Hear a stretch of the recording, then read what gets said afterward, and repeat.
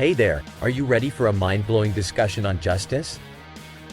Buckle up because today we're diving into the concept of cosmic justice. Now, before we get into it, let me give you a quick rundown on what cosmic justice is all about. In a nutshell, cosmic justice is all about equalizing the prospects for everyone. It's a whole different ballgame compared to traditional justice, which simply applies the same rules to everyone. But here's the catch.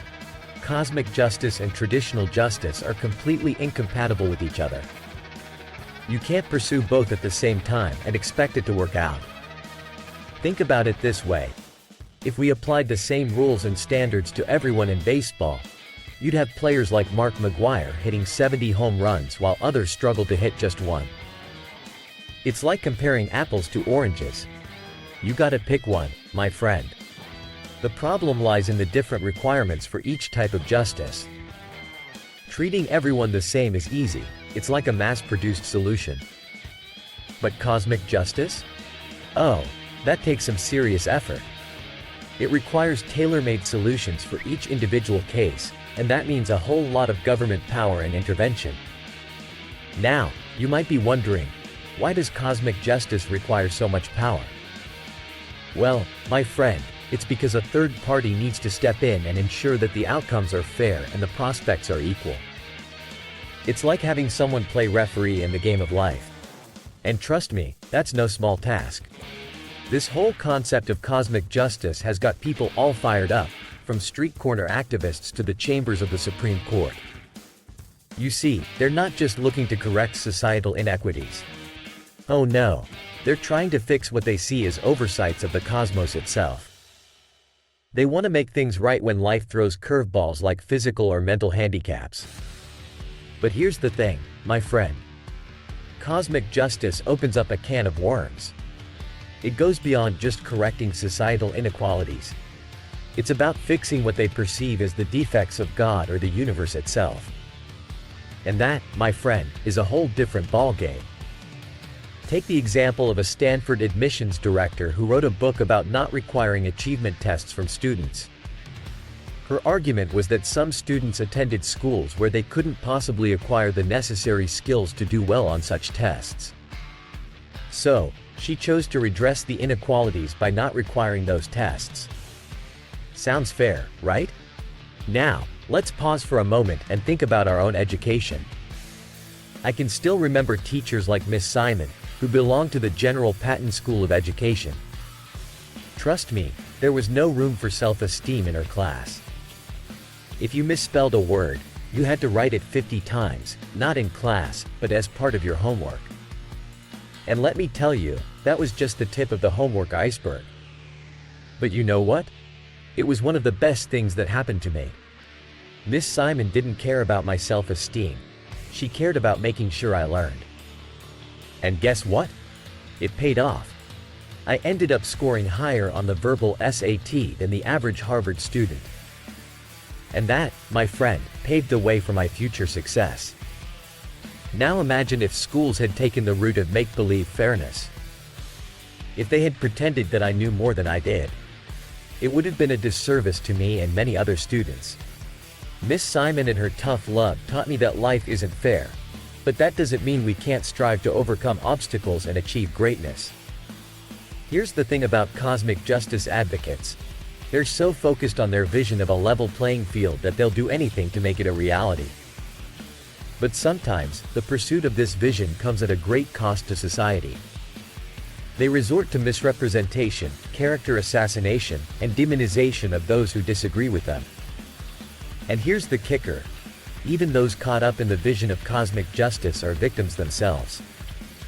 They're trapped in their own beliefs, unable to re-examine the evidence and see if their pursuit is actually yielding the results they desire. It's like a self-imposed tyranny of visions, where ideology reigns supreme over empirical reality. Now, I'm not saying that real justice or real equality aren't important. Trust me, they are. But we have to be cautious about the versions that are simply impossible to achieve. The pursuit of cosmic justice can have unintended consequences and dangers. So, my friend, I leave you with this question. What actions will you take after watching this video? How will you navigate the complexities of justice and find your own path to success? It's time to think critically and make informed decisions. If you found this video valuable, go ahead and hit that subscribe button, smash the like button, and ring the notification bell. Because let me tell you, if you do, you're guaranteed to achieve all the benefits we've discussed in this video. Don't miss out on this opportunity to level up your understanding of justice and create a better future for yourself.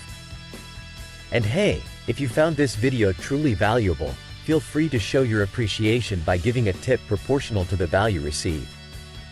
You'll find the link in the video description.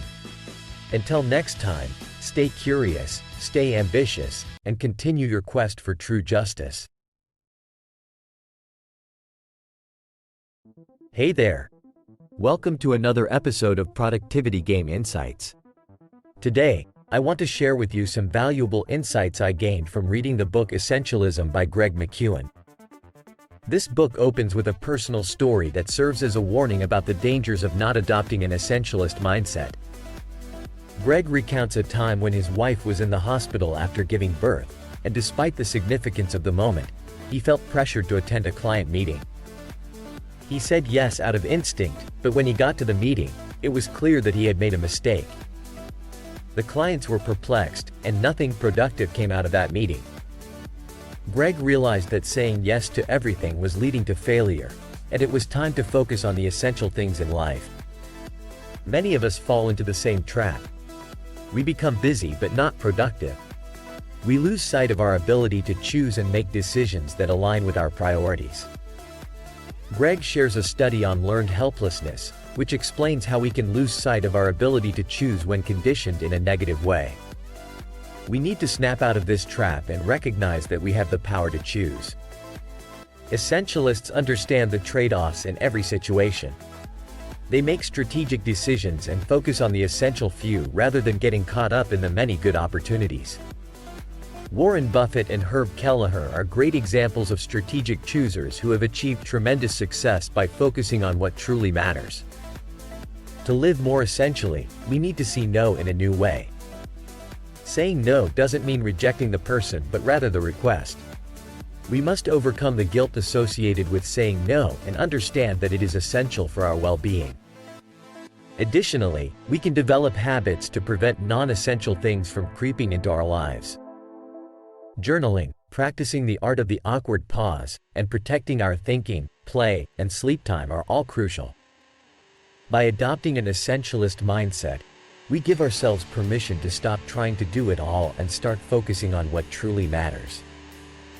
It's about making tough trade-offs and actively pruning out what's non-essential to make room for the essential in our lives. I highly recommend reading Essentialism by Greg McKeown. If you want a one-page PDF summary of the big ideas from the book, click the link below, and I'll email it to you. So, what are the actions you're going to implement in your life after watching this video? Let me know in the comments below. And remember, if you found this video valuable, consider giving a tip proportional to the value received. The link can be found in the description.